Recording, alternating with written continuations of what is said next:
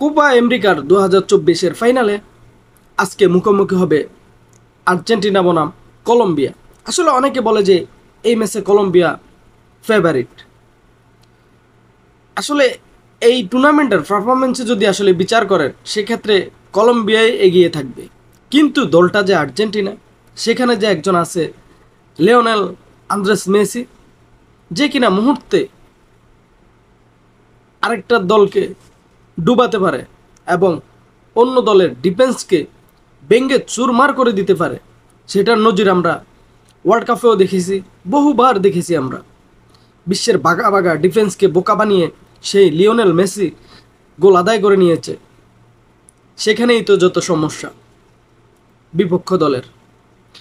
দেখেন এই আর্জেন্টিনা দলটা, এই দলটাকে আপনি ছোট করে দেখার কোনো সুযোগ নেই।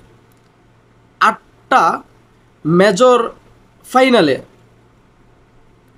গত 8টা মেজর ফাইনালের ভিতরে আর্জেন্টিনা 6টাতে ফাইনালে উঠেছে।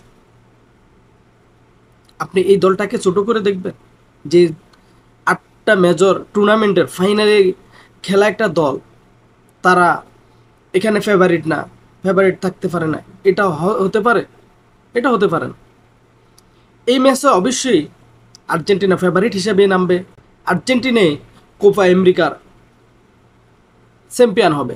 যারা যারা আর্জেন্টিনা সাপোর্ট করেন তারা অবশ্যই কমেন্ট করবেন, আর কারা কারা খেলাটি দেখবেন প্লিজ কমেন্ট বক্সে কমেন্ট করুন। ধন্যবাদ সবাইকে।